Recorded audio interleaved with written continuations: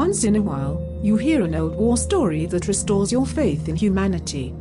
Usually it involves a moment of quiet in the midst of chaos, some singing or the sharing of a few condiments. But how many of them take place in mid-air?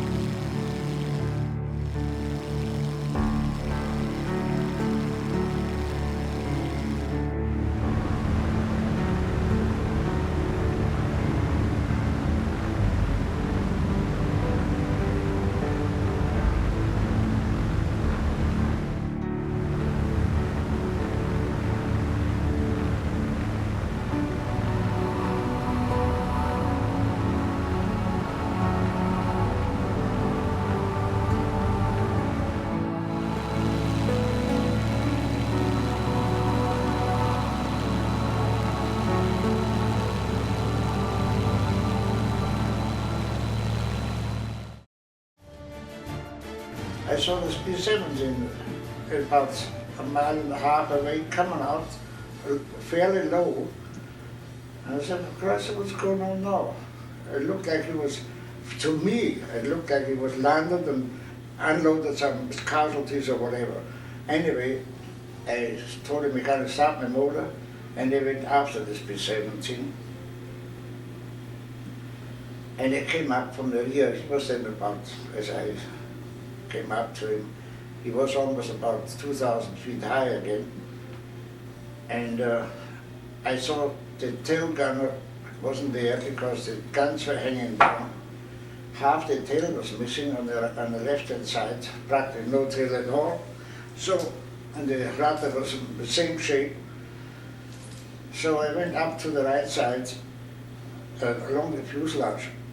It's hard to describe. If you see an airplane like so crippled, you know positively that there were badly wounded people on board. And for me, it would have been the same as shooting at a parachute. I just couldn't shoot. That's all there is to it. And I just hoped that he brought his wounded man home. I went up to the right wing, right to close by. And I saw one pilot sitting in there. And after a while, another one came, the co-pilot.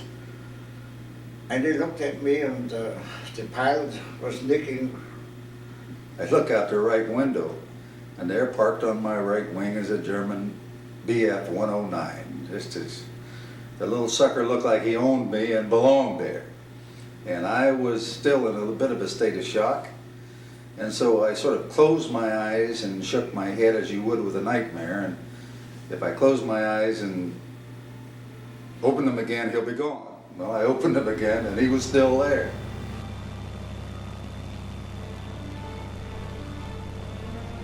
I waved to him, and we came out over the water, and I figured, well, the shortest way where he can get away was to fly to Sweden. Well, it was only half an hour flight for him.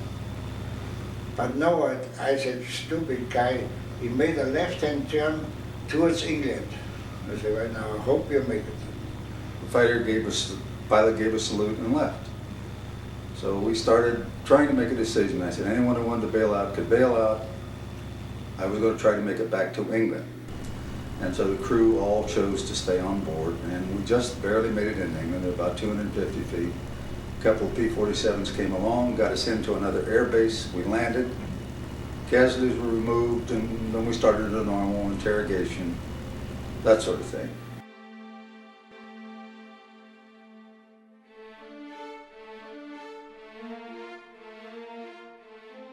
Finally, we decided to meet personally. That's what we did here, in this, at this hotel here. That's where I was sitting together and trying to get drunk. Could you sort of tell us what your feelings were when you two met today? It's almost impossible to describe. We had spent several hours on the phone, so I felt that we had something in common. First, a love of air and a love of aviation.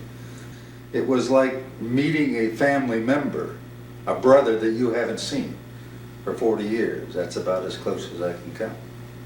Franz, what were your feelings when you met again for the first time? I was so happy as we met that I grabbed him and hugged him.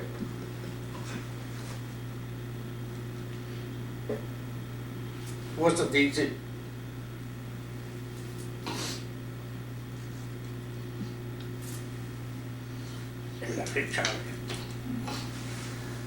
Well, you know, Joe, the fact that he risked his life, really, in many ways, and I wrote him in the letter, I said, if you made a habit of feeling sorry for bomber crews and flag up alongside them, I am sure that you were shot down many times. But it was not only the, if you will, I use the term audacity, that he came up to us, and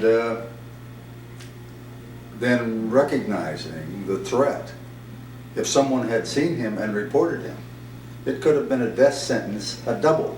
So he had the double impact of the fact that we might do something stupid, or his own government, as a consequence, might do something not necessarily stupid, but in terms of punishment.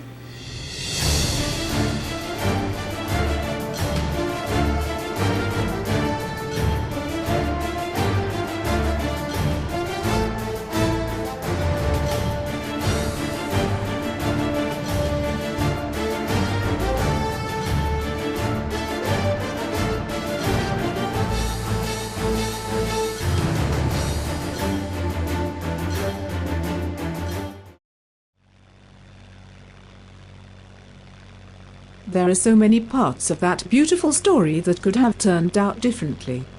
In any event, Stigler probably wouldn't have shot Brown's crippled plane. He was a veteran pilot with an iron sense of right and wrong, a man who would never kick another while he's down.